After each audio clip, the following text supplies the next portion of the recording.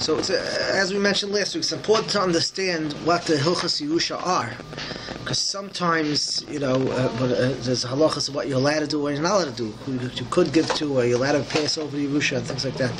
We have to have a good understanding of what the halachic Yerusha is. So, we all know that a person passes away, the Yerusha goes to the Ben, goes to the son. The son comes first. And made like Ben, if he doesn't have a son, then it goes to the Bas, it goes to the daughters. But if he has a son, the sons get the Yerusha first and they split it accordingly. We'll get into the halachas of Bechar later, exactly what a Bechar gets double of and how that works. But a Ben gets the first dibs. Now,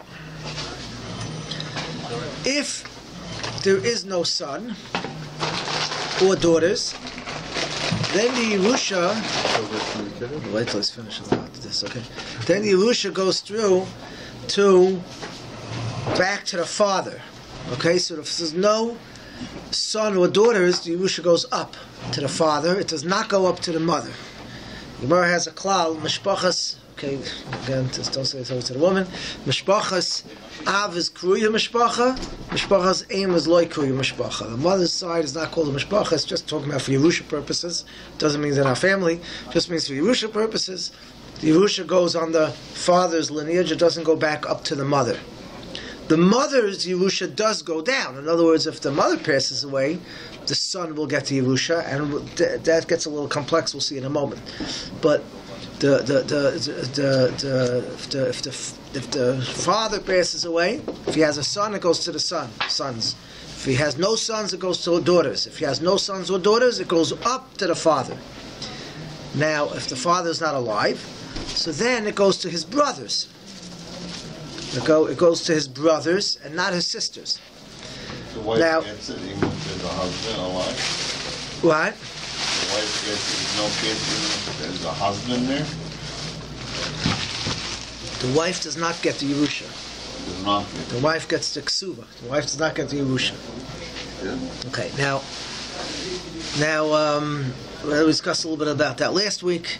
The din of malchusa is that if they both own the property together, so perhaps she owns it before, so she doesn't need to get it by Yerusha. This was a different question. But we're just trying to go through what the Torah's Yerusha is. So again, so it goes down to the sons. No sons, it goes to the daughters. No sons or daughters, it goes back up to the father. No father, it goes to the father's brothers. Now, I'm going to introduce a question here which comes up in many different aspects. What about the brothers of the nifter? That's what I'm saying. If there's no father, then it goes to the brothers of the nifter. Oh, the nifter, okay. Now, the question is, it doesn't go to the sisters, it goes to the brothers. Now, the question is, how's this working? Is it working that it goes... we have something called mishmush bekever. Okay, for example, if let's say there's no son, but there's a grandson. The grandfather passes away, he left two sons. Okay, one son passed away already in his lifetime, and that son has many children. So the question is, how does the Yerusha go? So we say it like this: 50% goes to one son, assuming neither one's a Bechar, just to make it simple. 50% goes to one son, and the other 50% goes to the next son who's not around, and we call it mishmush bekever, and then that 50% gets split among his children.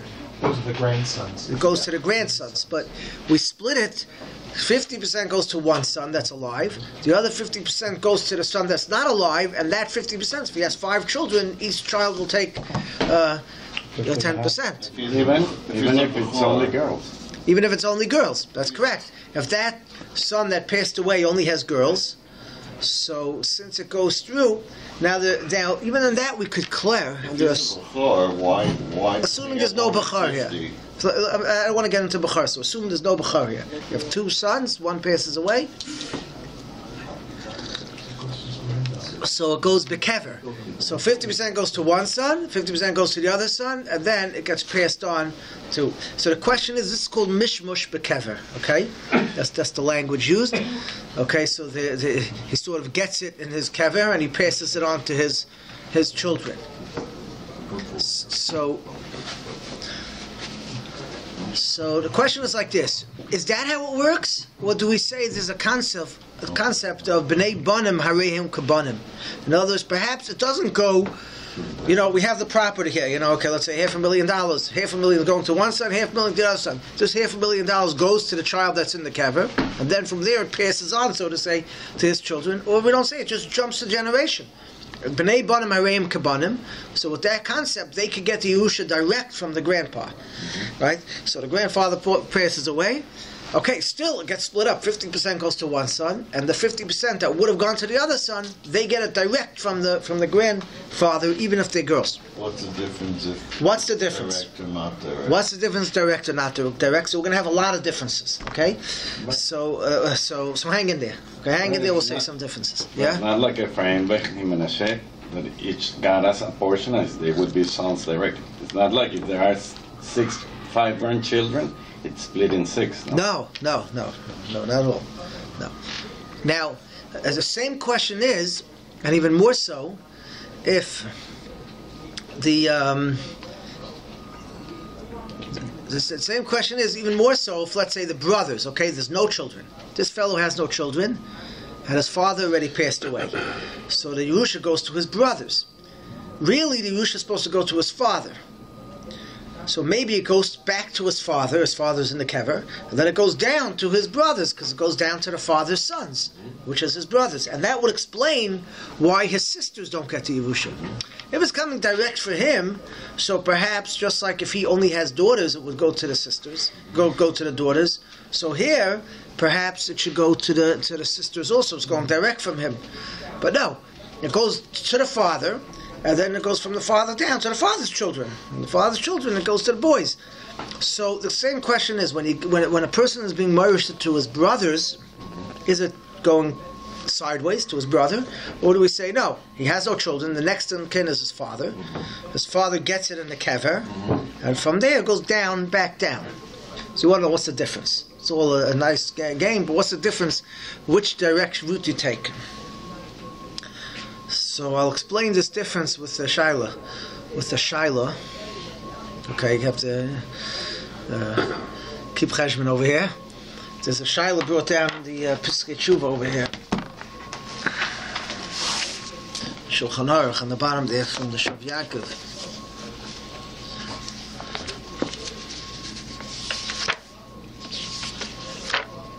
There actually are a number of nafkaminas, but we'll stick to this over here. Okay. It's a different print, so just give me a moment so I find it. Okay, here we go.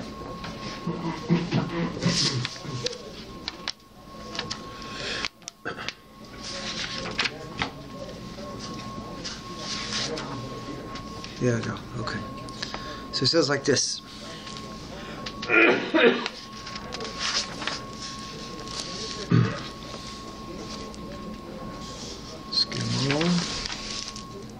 Here we go. Shav Yaakov. So Yaakov was the father and he died. Okay. Now he gave to Shimon, when Shimon got married for his chasana, he gave him half of his house. The son. Yaakov's son Shimon, he gave half of his house. And he said like this. I said, no, let's keep it simple. He had a home there, and he gave him ownership of half the home. Okay, and he's still alive. Yaakov was still alive. He gave him as a non going into the marriage half the home. Now Yaakov had other children. How many children did he have here? He had 2 brothers, Reuven and Levi. Okay, Reuven, Levi, and he's Shimon. So he gave Shimon half the home. And he said like this, if you want to buy, he made a condition, if you want to buy out your brothers, before I pass away, you want to buy them out with 1,500 rot, or whatever the Euros. yeah, euros, whatever it is then. So you can buy it out. Okay? At that 1,500. Yeah. So then he could buy out the second half from the other 2 brothers. If he gets more later, do they get still half? Or did they buy out whatever half he ever gets? He has a right to buy out. So what happened was, he didn't buy it out. And And now Yaakov died. The father died. So so now he wants to buy them out. He wants to buy them out. But now he claims, okay, there's Yerusha here. Okay, so there's Yerusha here. So now I should buy you out with only 1,000. Because I'm also a Yerush. I also get to Yerusha. Okay, so I get 1/3 is what's left. So now the only thing that's left for you is 1,000 of the other half is mine anyways. Another half, which is yours, which is collectively belongs to Yaakov. Now I got Yerusha. Right. So now I should only buy it for 1,000. Okay, that was one question. If that was his intent, wasn't it intent? So Yaakov didn't give. So 1/2 to one son to Shimon. The other half he kept for himself. Kept for himself. Now he comes with another title. So how was he going to buy out his brothers then if it belonged to Yaakov? Yaakov died. He died. Now he'll buy them out. But before he died, we were talking about the possibility of his buying out his brothers. How could he do that if his brothers didn't own it? Yeah, he'll give them money and be Masalik the Yerusha. For later. Yeah, for later. No, the father's house, and the father gave it to him with his stipulation. Okay, so this was one question. If that works, he discussed that. But then there was another part of the question. Really, there was a fourth son that had passed away already earlier. There was Shimon Levi Yehuda. There was Yehuda, and Yehuda passed away many years ago. But now that Yaakov dies, so perhaps the house gets not split into 3, the house gets split into 4. And Yehuda gets his Yerusha, and then it goes, he's not alive, so then it goes back up to his father, okay, and then it gets, no, so he says like this, I'm sorry, so he says that, sorry, let me see for you here. Then we'll go to the children. Hold on. He died. He gets straight from Yehuda. I'm sorry. He gets straight from Yehuda. He couldn't have a baby when he died.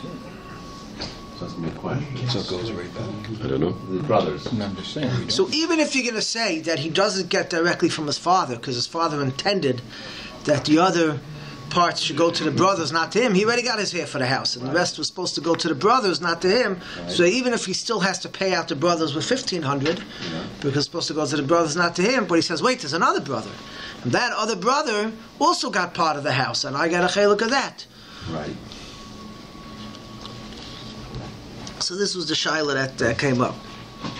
So, but that makes no difference. It makes no difference whether it's getting through the father or through this other brother.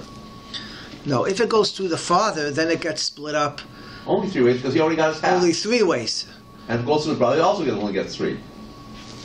No, if it goes through the father, then no. The story is like this. Start again. If it goes through the father, then it won't go anywhere because the son died first. Right. Yehuda died first, and then Yaakov dies. So Right. if it normally goes from the brother, goes through the father, Right. the brother never got it in this case. But So we would just ignore him. if Yehuda had children, Then it would go to his children. so He doesn't have. it doesn't go to anybody else. Yeah. Okay. If Yehuda's not around, and Yehuda died first, and then Yaakov dies. I got that. So we're not going to say it goes to Yehuda and back to Yaakov. It just doesn't go. Ah. It doesn't go anywhere. So it just goes to the 3 children direct. So then, finished. So it goes to the 3 children, and he got his part, and they got their part. But if Yehuda really gets it, and then it goes direct from Yehuda to the brothers, then it could go from the father to Yehuda to the brothers, then he would get Yehuda's chiluk. So that would be one nafkamina. Okay, do we say if a brother Yashin's direct, or it goes up to the father? There's actually a machlokes, as lomdish as it sounds, it's a machlokes, the Beis Yosef and the Rabbah.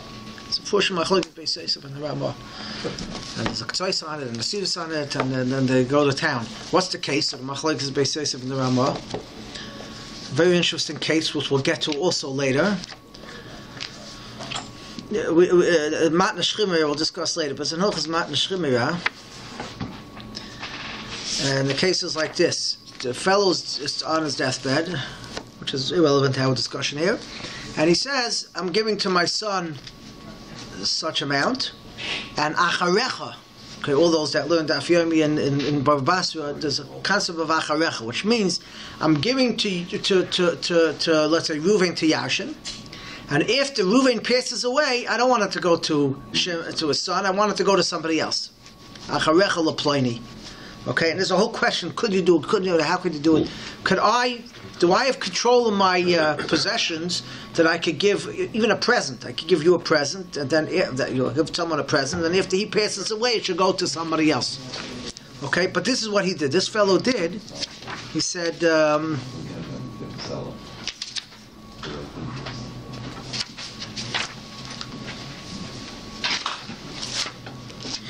Okay, he said. I'm going to read a few inside here.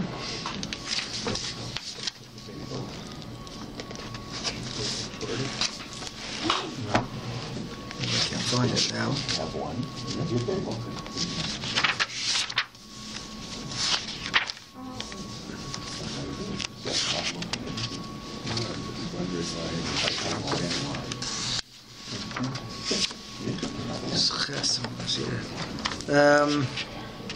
Too far. Here we are. Okay. So he says like this. He says, "The mesu yishu ploini uploini achareihem." So it works. So the Beis Yosef says like this. Beis Yosef says a Gemara and Gemara and Ksubas here. So Beis Yosef says he has a problem. He's giving it to his sons, and then he's saying after his son it should go to somebody else. So Beis Yosef says you can't bypass the Yerusha, because Yerusha doesn't have a hefsek.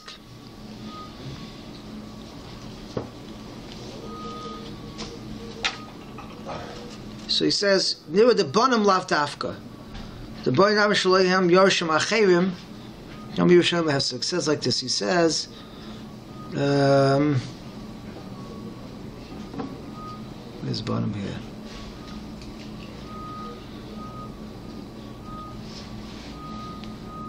Right, so Rashi says he dies without children. So I give it to Ruvain. So I say I'm giving the Shechina is giving Yerusha to his son. Yaakov's giving it to Ruvain, and he says if Ruvain passes away, it should go to somebody else. So Gemara says if Ruvain has no children, it works. If Ruvain has children, you can't take it away from Ruvain's children because Yerusha doesn't have a hefsek. The Yerusha has to keep on going. But if Ruvain has no children, so then you could say if after Ruvain, it should go to somebody else. But you could do it asking Reuben to make a tenai as soon as he gets the gift, that an instant before passing away, it's going to go to somebody else. Yeah, that's the question. Could you do it? Or you so we're saying, what they do today is they set up a foundation. I understand. Yeah. We're trying to understand the halacha-theory, how it works. Okay. So we're saying that it goes to Ruvain, and when Ruvain passes away, it'll go to somebody else. So if Ruvain has a son, it can't do it because you can't go against that Yerusha. But if Ruvain doesn't have a son, then it could go to someone else. So the Beis Yosef has a partial question here. What is Ruvain's status, though, with regard to this house? How did he get it? He got it. No, I know how he got it. Yeah. What is he? Is he a full owner? Full owner. He's a full owner. He's full owner. Okay. Now then it'll go to someone else. So now the question is, so Ruvain doesn't have any children, but he has brothers. I mean, he has other Yarshim. So the Beis Yosef says this doesn't make sense. If he has, what do you mean he has no children? There are other Yarshim. Right. So he says maybe it means. This is what he says. He says maybe it means bonam lav dafka. It has to mean he doesn't have any Yarshim. Mistam amrin Yerusha and lahefsik. So he says. So it must mean like this: the father is giving it to his brothers, to the achia av. So he's not giving to his brothers. He's giving to someone else. But since there's no Yarshim, there's no children. So since there's no children, so then goes back to the father. Yeah. So since it would only go to his brothers, so since it would go back to the father, so he has a right to give it to somebody else. Okay? He's giving it to his son. If his son passes away, it should go to somebody else. He says since instead of if this son has no children, it would come back to the father. So if it comes back to the father, instead of giving it to his father's brothers, he could give it to somebody else. This is the question. Yeah. But by then the father is nifter. Yeah, he's nifter. Yeah. But my question was the same way you can do like a halachic will. When he asked, Well, we're not discussing doing a halacha. Halacha will bypasses Yerusha. We're trying to understand this. So okay. So the Rabbi Moshe says on this. So forget about it. The basis of skipping from the sons to the brothers of the father. But what about the brothers of the son? Right? The son has no children, but he has brothers. So the basis of understanding that the brothers would get it directly from the son. In other words, if the son would pass away, his Yarshim are his children, and if he has no children, it would go to his brothers. And that the father can't stop. The only thing the father could stop is it going to his brothers. But he can't stop it going to the son's children or the son's brothers. So, because basis of understanding, it goes to the son, and then it goes directly to his brothers. And that the father can't stop. They're straight Yarshim. So the father can't bypass them. The father can only bypass his brothers because that goes back to him. So the Ramah says, I know what he's talking about. The brothers of his son also go through him. Has to go back up to him to his children.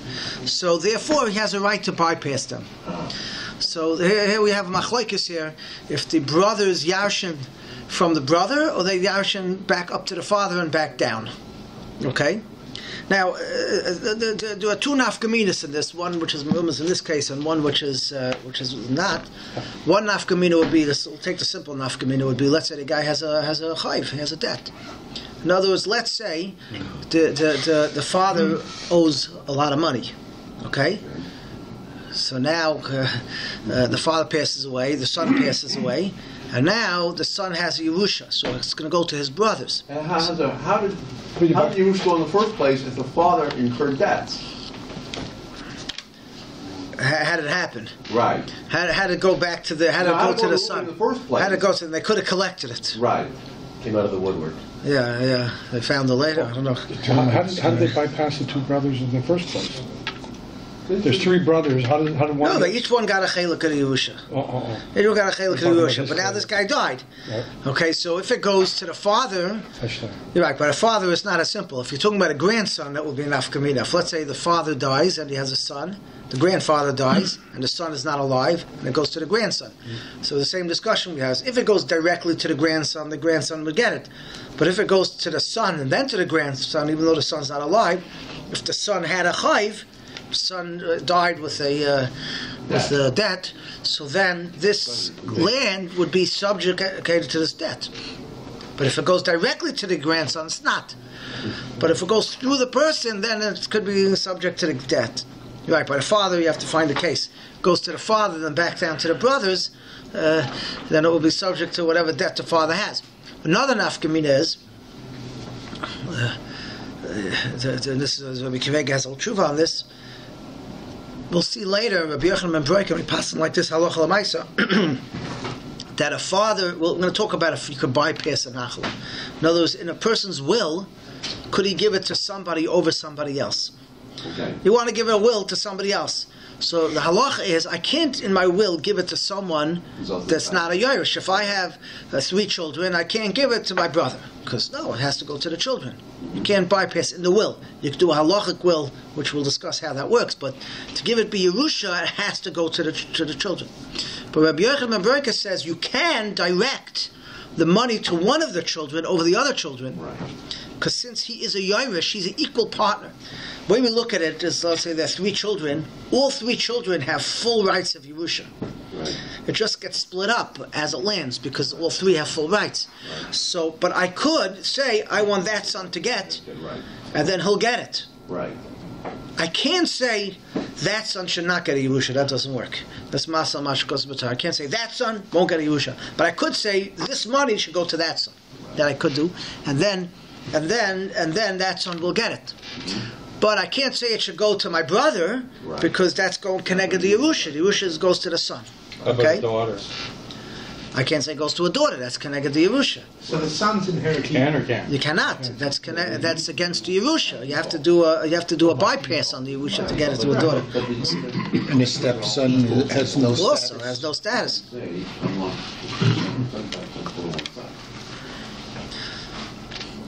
So the question is, Could a person, let's say the person has no children. He has no children. He has no children. He has brothers. Right. He wants to give his Yerusha to his brothers. He has 3 brothers. One of them he's a big fight with. The other one he likes. There's 2 of them he's a big fight with. One of them he likes. So he wants Yerusha to go to one of the brothers. Okay. So he says that brother should get this money. Okay. So is it like the sons where he could do it? It's his Yarshim. He could do it. Or, Dr. Rabbi Kiva Eger, since it doesn't go directly to the brother, it goes up to the father and back down, the father has to say it. He cannot say it. So he has no right to say it goes to him, not him. And this is a big debate. So it's to see if to go to town about this. Could you, can't you? But that we'll have to wait to see. But the Kiva Eger's understanding that I only have a right to direct the Yerusha on my direct Yarshim. But my indirect Yarshim is going to go up to the father. Sometimes it could go, a person has no brothers. He has no uncles. He only has great uncles.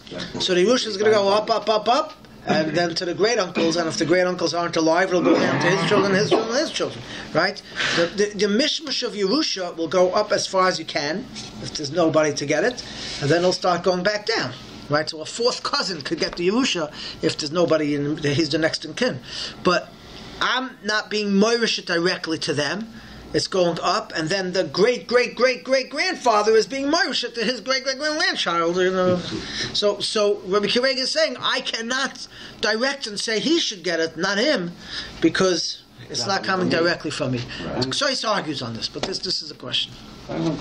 When he directs the Yerusha saying, like, I want this son to get 100%, yeah, is he doing a gift while he's alive?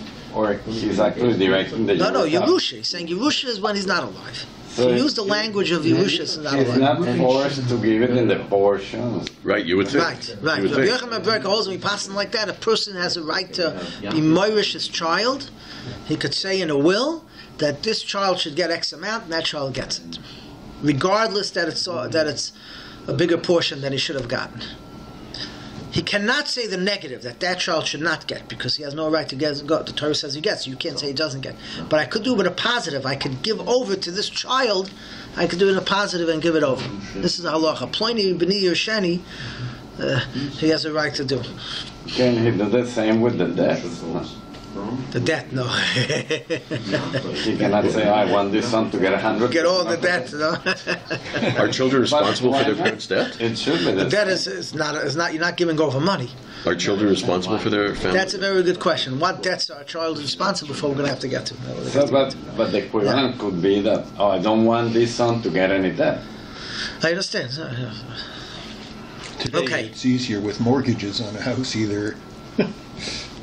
Okay, so that's the Chakira, right. But there's a concept of line of credit. It's on title. Yeah, but it wouldn't go to the kids. And then we know what the Ramah Paskin goes to the real estate. So why does that say make a difference? What? We know the Ramah says it works. The Ramah says it goes through the father. So Rabbi Kiva is saying if it goes through the father, then you cannot pass it on. So this appears only based on the Ramah. Based on the Ramah, yeah. Based on the Ramah, that it does go through the father. The question is, can I direct it or not? Okay, fine. So if it doesn't go through the father, for sure I could direct it. What's it not to say that if it goes through the father, you can direct it? The choice has a side you could direct it, even though it goes through the. Yeah. Okay.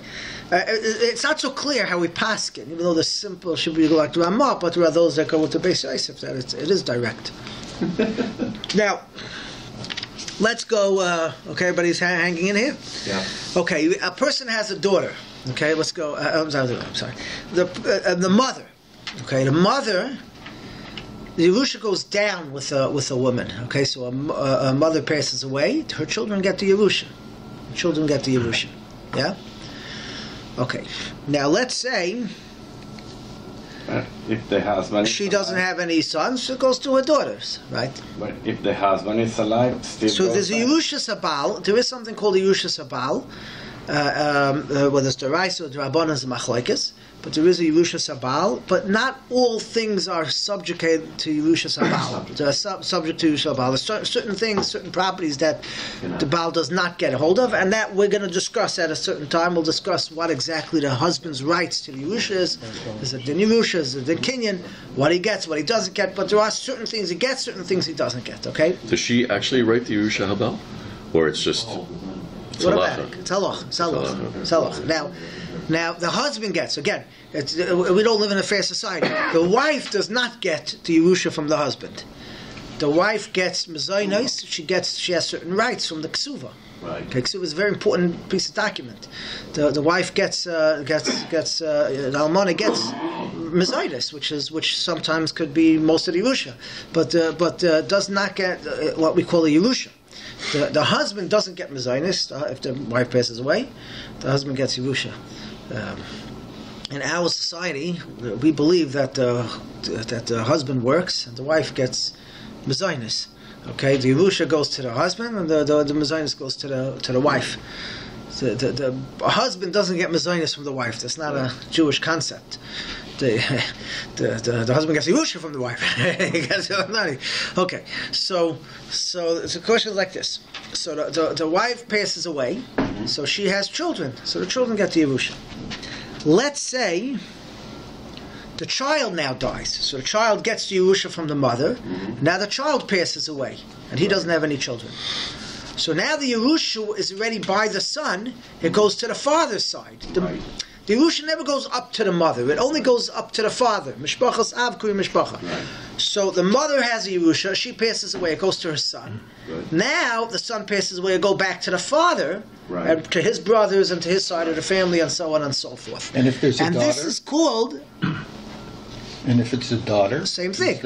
Same thing. If the mother only had a daughter, the daughter got the Yerusha. Now she passes away. It goes to her father. And it goes to that side. This is what we call, in a sense, havaras nachala.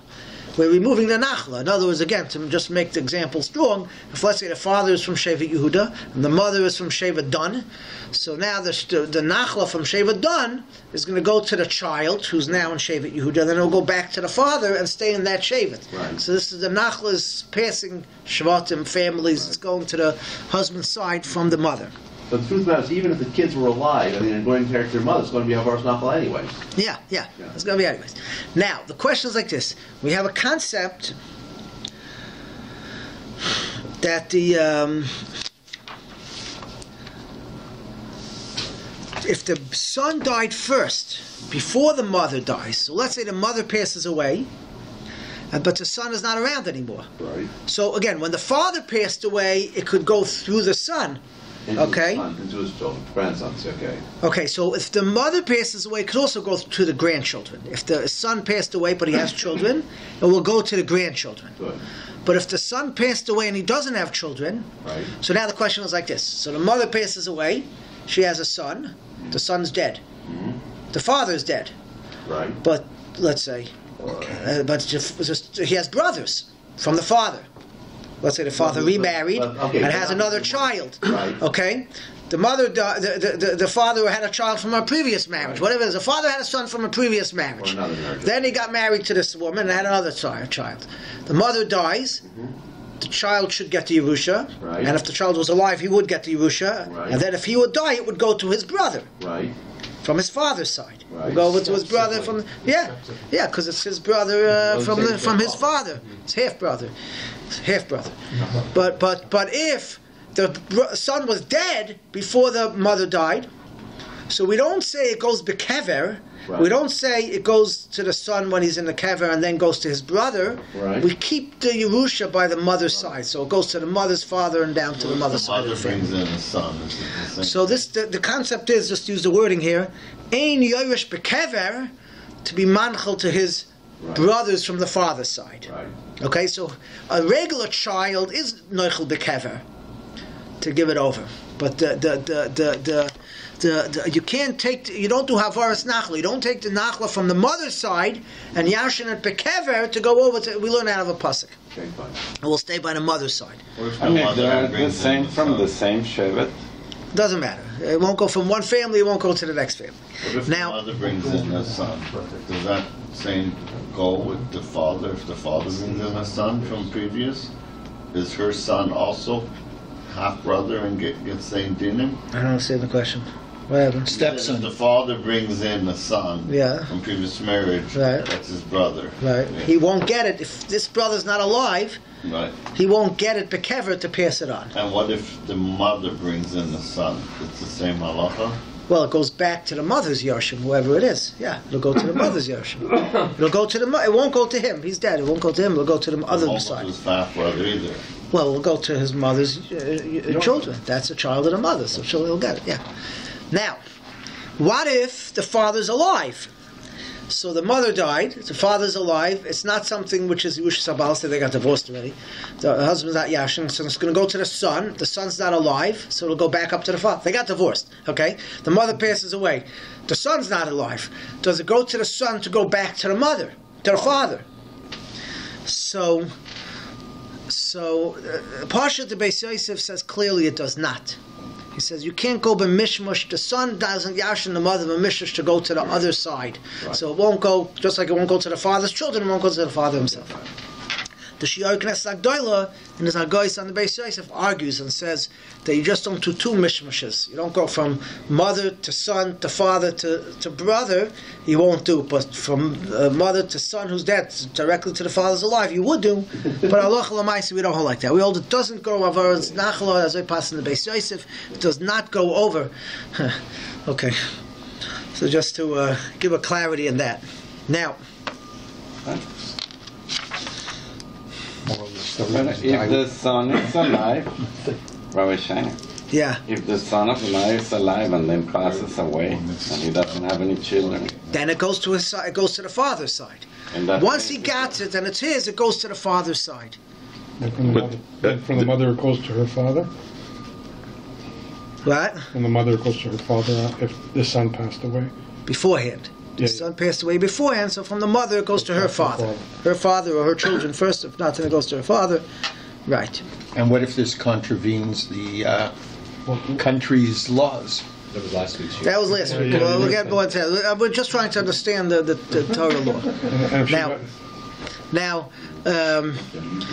Now, we're not going to get into all the cases. It's the Gemara and Misha Mace.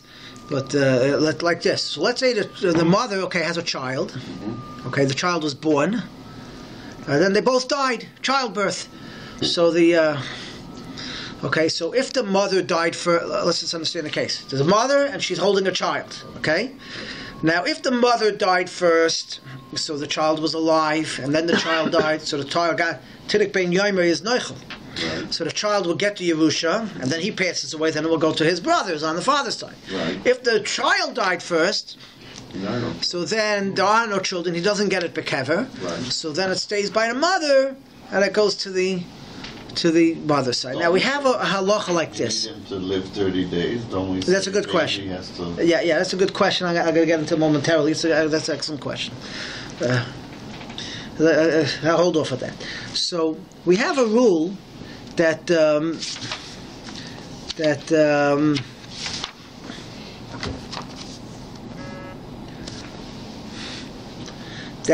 uber. Could a uber be Irish? Could a child in the womb be Irish? Get a Yerusha. Okay? Could it? In other words, is he a child? The child that's in the womb, is he considered a child? Does he get a Yerusha before he's born? Interesting. Okay? Here's a question. Now, we have a rule that the halacha and Shulchan Aruch brings down, that if the child is b'mei imay, does not get the Yerusha, let's say the mother dies and she has a womb before the child is born. So and then the child dies. So the question is, does the child in the womb yashin to give it over to her brothers? So the halach is not. The uber is not Yerush to give it over to the brothers. Now why not? So the reason for this is a technicality. Really, the uber could be yashin. Uber could yashin, but the technicality is that we have a rule that if you have a mother that's holding a baby that the mother dies, we assume the child died first. The assumption is the child dies before the mother. That's the assumption. And this has a lot of halachic ramifications in all different areas, that we assume the uber dies before the mother. Okay? Except if the mother was killed. In other words, if the mother died naturally, then we assume the uber dies first. But if someone came and killed the mother, then we say that the mother died first, and it's possible. Then we don't know. It's possible that the mother died first and the child gets. So this is a big question. We're still talking unborn child? Unborn child. The child never makes it out. Child made it out. We have no child. The child never made it out. And she died naturally. This is the whole question of Rabbi Shlomo Zalman and the brain dead Shiloh. So they The sheep, yeah. with the sheep, to see if the to prove that they're alive, to see that if the kid, one of the rayas that brain dead is not dead is because if the uber could still remain alive, according to the Chazal, the child cannot remain alive if the mother's dead. And if the uber can still remain alive, child is Shlomo Zalman has a long tshuva if it's a raya, if it's not a raya. But that's all true if it died naturally. But if the mother was killed, that wouldn't apply this rule. So the poskim say this is not really halacha that the uber can't yarshin to pass on to the brothers. Really, the uber could yarshin to pass on to the brothers. It happens to be the uber died first, so he didn't yarshin. So if it's killed, but if it was killed, then perhaps it could give it over. So they ask, why isn't it brought down halacha? Why is this a blanket statement that it doesn't work? There's a question. But the question is like this, which you brought up earlier. So let's say the child Taka was born, and then they both died. Okay? So the question is that a tinik ben yoimai is enough to pass it on. But the question is, again, is a kid a nafel? A nafel, a child is born, a stillborn, is not considered alive.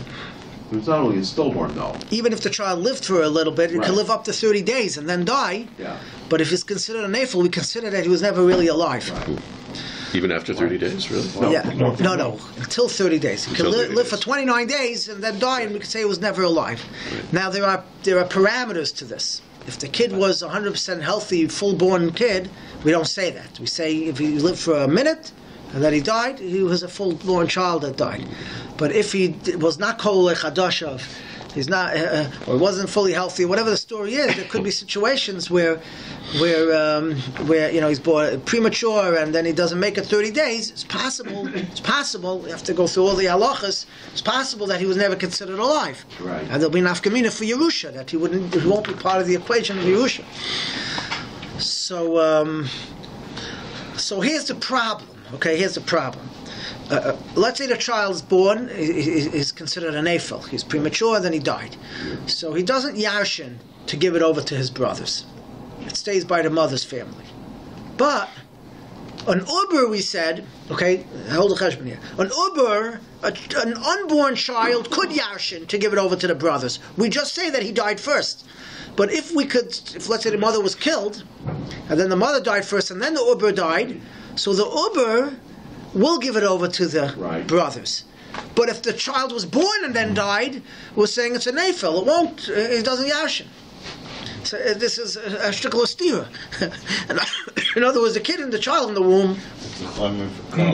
Yeah, the child in the womb could yashin if they're alive after the mother to give it over. But if the child's born and then dies as a nafel, we say he was never considered a child and he won't give it over. Yeah, but the point is that the uber, Al-Pi Roy, was going to be healthy. So that is arguing, very good, that the uber is supposed to be a healthy child and born regularly. It happened to be that since the mother was killed, so it got killed.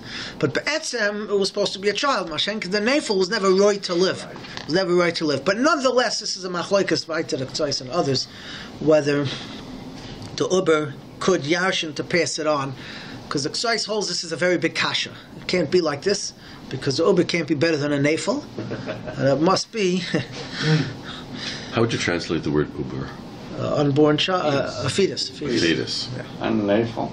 But you're right. But you have to say the simple a nafel is So the simple answer would be that if the child had potential to live, and then something happened to it and it died, so then that's considered a regular child. But if a child never had the potential to live, it wouldn't be counted.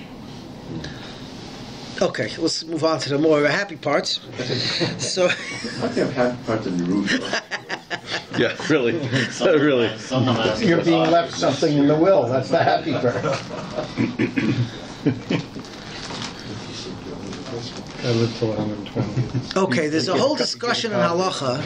And actually, a guy walked in here. I remember many years ago, a guy walked in here, and he told me that apparently he had an Orthodox brother, and he was a non-religious fellow. And he said that Bezdin is giving the whole Yerusha to his brother, not to him. I found the whole thing strange because doesn't really get involved with the Yerusha. So really, usually the government does. I didn't know what he was really doing. But this is the question: does a mummer get the Yerusha? The mummer is a mummer part of the Yerusha. Okay, now. A mummer doesn't mean a guy that just decides to do so. A mummer has a very vast translations, but we're talking about a guy that was in the old days. He was Heimer Dasa. He converted to Christianity. Let's keep it very simple. The guy forfeits his religion. He goes out. So does he get a Yerusha? Or it could be someone who's totally, completely non-religious. The rest of the family is, and he doesn't believe in anything. He has no interest in anything. He's totally, completely out of the fold. Why shouldn't he get it? Why shouldn't he get the Yerusha? He's a son. It says in the Torah, a son gets a Yerusha. Right? It says in the Torah, a son gets a Yerusha. And there's no reason he shouldn't get the Yerusha. So, there's a big Trumas Hadeshin about it, which is brought down in halacha, which goes as follows.